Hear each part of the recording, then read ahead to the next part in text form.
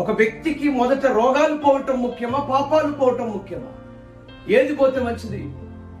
ఈరోజు చాలా మంది దేని కొరకు మందిరాలకు పోతారు తెలుసా? రోగం పోవటానికే పోతారు, పాపం పోవటానికి కానీ కాదు.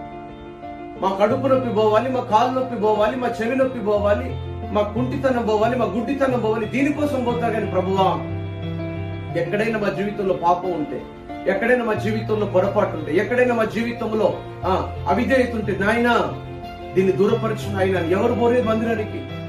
నేను పాపినని దేవుడి దగ్గరికి ఎవరు పోవట్లే. ఈరోజు హృదయంలో పాపం పెట్టుకొని, హృదయంలో మారుమనసు లేకుండా, హృదయంలో నెమ్మది లేకుండా, శరీరం అంతా కుళ్ళిపోయి చెడ్డ అలవాట్లు కలిగిన వాళ్ళని పట్టుకొచ్చి, అన్నా వీడికి ఉద్యోగం లేదు ప్రార్థన చేయి, వీడికి పెళ్ళైతే లేదు ప్రార్థన చేయి, వీడికి పిల్లలు లేదు ప్రార్థన చేయి, వీడికి సమస్యలు ప్రార్థన చేయి.